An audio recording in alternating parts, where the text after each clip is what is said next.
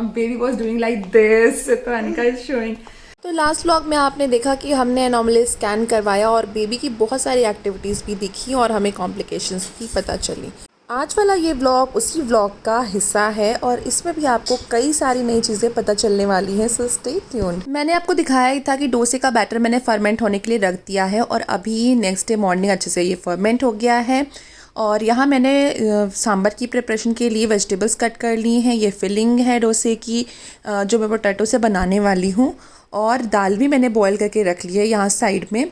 तो अब मैं बनाने जा रही हूँ सांभर, और साथ के साथ ही मैं डोसे की जो फिलिंग है उसे भी प्रिपेयर करूँगी। तो दोनों गैस पे मैंने एक एक बर्तन चढ़ा दिया है। कढ़ाई में बना रही हूँ फिलिंग, और चटनी भी बन करके रेडी हो गई है। मैंने कोकोनट कर्ड, मिर्च और हरी धनिया से बनाई है। तो चलो अब मैं ये पूरा कुछ प्रिपेयर करने के बाद में आपसे मिलती हूँ।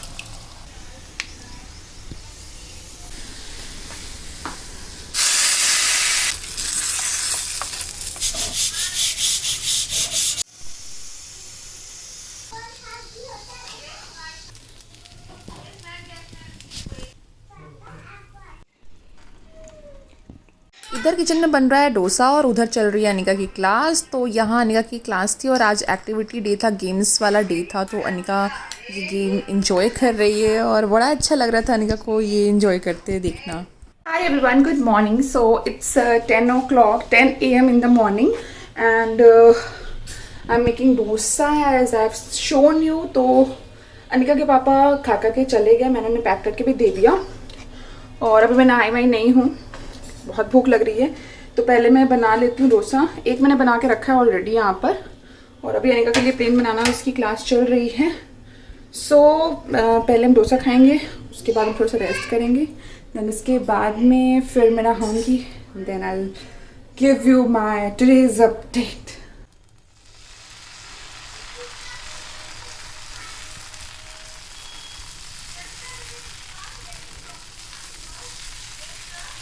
और ये वीडियो आपको थोड़ा सा लेट मिलेगा क्योंकि मैं स्टार्टिंग से आपके साथ सब कुछ शेयर कर रही हूँ। इतना कुछ इस बार इम्पॉर्टेंट चीज़ है, बहुत ही ज़रूरी चीज़ें हैं जो मैं चाहती हूँ कि आपके पास में पहुँचे, इन्फॉर्मेशन आपके पास में पहुँचे। तो मैं स्टार्टिंग से ही सब कुछ शेयर कर रही हूँ, और आई एम श्योर कि मेरी वीडियोज़, मेरी जो इन्फॉर्मेशन है, मेरे एक्सपीरियंस आपको हेल्प ज़रूर कर रहे होंगे। बहुत ज़्यादा देर नहीं होगा, सिर्फ 1 या 1.5 महीने का ही जो पीरियड होगा, आगे पीछे ही आपको मिलेंगी वीडियोस, बट सारी चीज़ें आपको मिल जाएंगी। तो कहीं ना कहीं आपको आपकी रूटीन में भी हेल्प मिलेगी, आपकी फैमिली में भी अगर कोई प्रेग्नेंट है या फिर वो इस टाइप की कंडीशन से डील कर रहा है तो उससे भी आप हेल्प कर पाओगे। तो इस बार मैं बहुत सारे व्लॉग शेयर करने वाली हूँ आपके साथ में।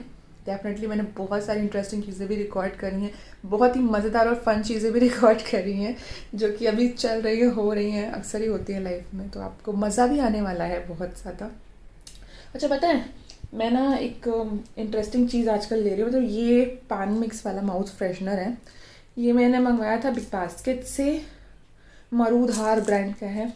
तो वॉमिट के टाइम पे ना ऑल टाइम मेरे जो मुंह में एक लार बनती है ना, सलाइवा, बहुत ही गंदा टेस्ट होता था उसका, और वो एवरी 10 मिनट्स में वो लार, वो जो सलाइवा होता है वो आ जाता था मुंह में, और जो पूरा टेस्ट था ना मुंह का वो इतना अजीब सा सॉर सा और बहुत ही गंदा टेस्ट में, आई कैन नॉट एक्सप्लेन कि वो क्या गंदा सा टेस्ट होता था। तो वो आता था, तो इनिशियली तो मैं कुछ नहीं ले पा रही थी, सिर्फ ड्राई चीज़ों से ही मैं कंट्रोल कर रही थी। बट अभी कुछ टाइम से मैंने ये जो आपको माउथ फ्रेशनर दिखाया है, तो इसमें सौंफ भी है, मिंट भी है, बहुत कुछ है।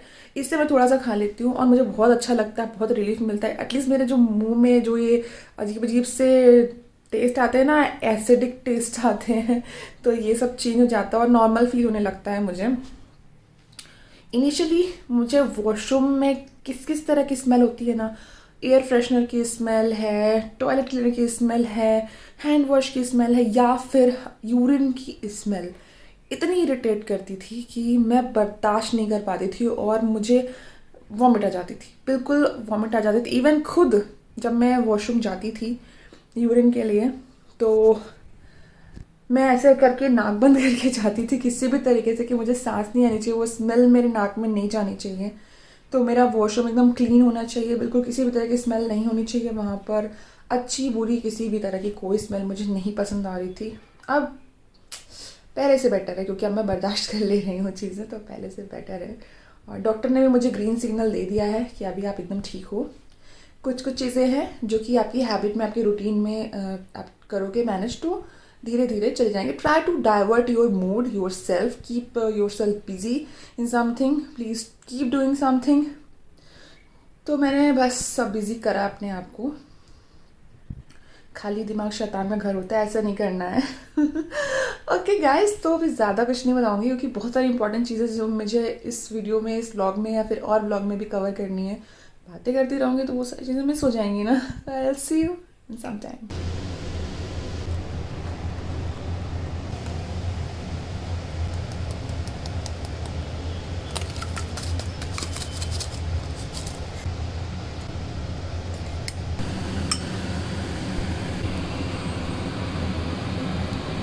तो इवनिंग में कभी मैं इस तरह का चने वाला स्नैक्स ले लेती हूँ और स्नैक्स खाने के बाद में मेरा प्रेगनेंसी जर्नल है यहाँ, जिसे मैं फ़िलअप करती हूँ और एवरी मंथ एंड वीक वाली जो अपडेट्स होती हैं वो मैं यहाँ पर ऐड करती हूँ, सोच समझ के लिखती हूँ जो मुझे अच्छा फ़ील होता है।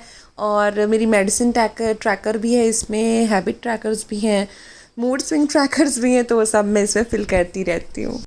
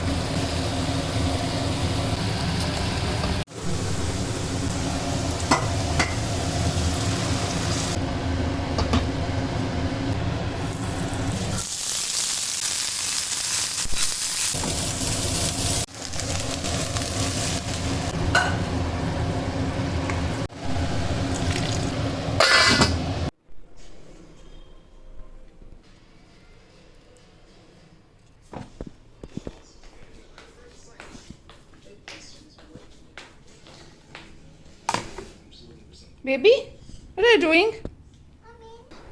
हाय गाइस, सो अभी मैं आ गई हूँ अपना ब्रेकफास्ट यानी कि ब्रंच लेके। तो मैंने कॉर्न पालक बनाई है और रोटी बनाई है। थोड़ा सा डार्क आपको इसलिए लग रहा है क्योंकि सारे कर्टन्स अभी क्लोज्ड हैं और मैं थोड़ा डार्क में ही रहती हूँ, मुझे अच्छा लगता है। नहीं तो धूप की वजह से मुझे हेडेक शुरू हो जाता है, धूप इतनी तेज़ है और वो धूप की जो रोशनी होती है ना, जो चमक होती है, उससे मेरी आँखों में ना इतना पेन होने लगता है। तो मैं ऐसे पूरा शेड करके रखती हूँ घर पर और थोड़ी देर के बाद मतलब कि 2 o'clock के बाद फिर मैं कर्टन्स खोल देती हूँ एंड देन उसके बाद मैं बैठती हूँ। बहुत ज़्यादा धूप हो रही है यहाँ पे, बहुत गर्मी हो रही है, अभी बहुत गर्मी है। फ़ैन चल रहा है और मैं इधर बैठी हूँ। यहाँ का फ़ैन नहीं ऑन किया, साइड का फ़ैन ऑन किया है। यस, अनिका भी है यहाँ पे। अरे हम लोगों ने मैचिंग पहना है क्या? Blue blue. ओह, अनिका ने नीचे ऑरेंज पहना है, ऊपर ब्लू पहना है।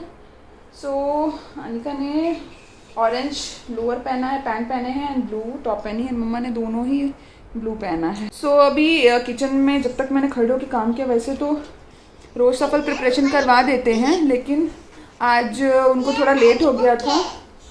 तो हाँ, Anika showing her book. Alright, so आज उनको थोड़ा लेट हो रहा था, तो अनिका को नहलाने के बाद में, रेडी कराने के बाद में वो काफ़ी लेट हो गया था, तो मैंने ही फिर सारा प्रिपरेशन किया लंच के लिए, तैयारी करी। कुछ उन्होंने हेल्प करा दी, आटा वगैरह लगा दिया, राइस भी काट दिया और मैंने फिर बनाया। लेकिन इतनी देर किचन में खड़े रहने के बाद मेरी हालत बहुत ख़राब हो गई। अभी मुझे बहुत देर तक खड़े होने के लिए मना है, बहुत देर तक बैठने के लिए मना है, पैर फोल्ड करके बैठने के लिए मना है। थोड़ी देर तक रिलैक्स पोजीशन में बैठना है मुझे। कुछ भी काम करने के बाद में थोड़ा सा ब्रेक लेना है, थोड़ा थोड़ा देर में, और कोई भी काम लॉन्ग ड्यूरेशन में नहीं करना है because of low lying placenta.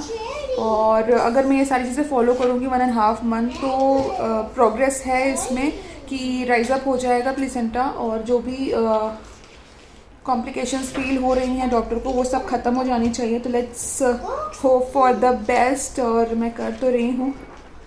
थोड़ा सा जो कॉन्फिडेंस था पहले से वो एकदम से कम हो गया है, रिड्यूस हो गया है। स्टार्टिंग में कॉम्प्लिकेशंस थी तो मैं बहुत डरी हुई थी, फिर थोड़ा सा ठीक हुआ तो पॉजिटिव वाइब्स आए, एंड देन अगेन अब ये पता चला। I am doing everything to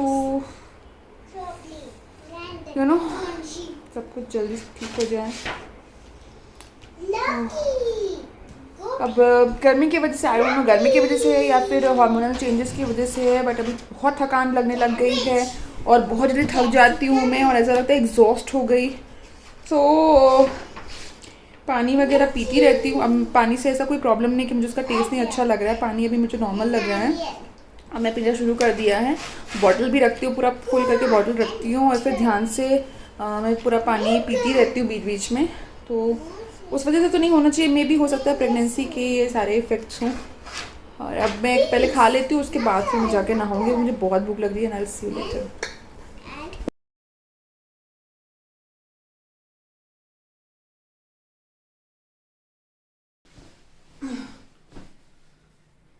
pregnancy में जैसे जैसे टाइम बीतता है वैसे वैसे हमारी स्लीप में बहुत सारी प्रॉब्लम आने लगती है और हमको बिल्कुल भी आराम नहीं लगता जब भी हम सोते हैं बेड पे। तो ऐसे में एक प्रेगनेंसी स्लीपिंग पिलो में इन्वेस्ट करना अच्छा होता है। अगर आप इन्वेस्ट करना चाहते हैं तो do by that one. But मुझे मेरे केस में फर्स्ट प्रेगनेंसी में भी ऐसे ही लगता था कि मुझे स्लीपिंग पिलो से ज़्यादा नॉर्मल पिलोज में आराम मिल रहा है, और वो चीज़ मैं अभी भी फॉलो कर रही हूँ। मैंने स्लीपिंग पिलो नहीं परचेज करी है और मैं नॉर्मल पिलो के साथ में ही सोती हूँ। स्लीपिंग पिलो में क्या होता है कि आप सिंगल एक पिलो लेते हो, उसे आप अपने अराउंड रखते हो एंड देन आप सो जाते हो। बट अगर आप नॉर्मल पिलो के साथ में सो रहे हैं तो आपको काफी सारे पिलोज एंड कुशन चाहिए होते हैं जिससे हम अपने बॉडी के अराउंड रख करके कंफर्टेबल होकर के सो पाए।